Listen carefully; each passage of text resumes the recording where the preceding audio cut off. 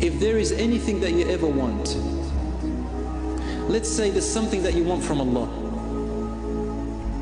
then I'm going to give you a very simple way of getting that request delivered from Allah subhanahu wa ta'ala without even asking for your need.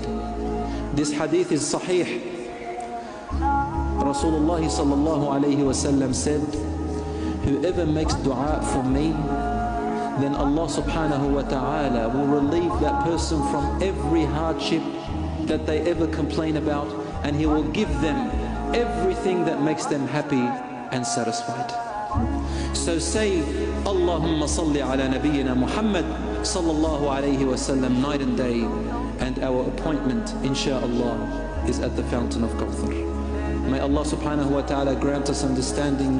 May Allah subhanahu wa ta'ala grant us His forgiveness. May Allah subhanahu wa ta'ala have mercy upon us. I ask Allah subhanahu wa ta'ala to keep us united in Iman.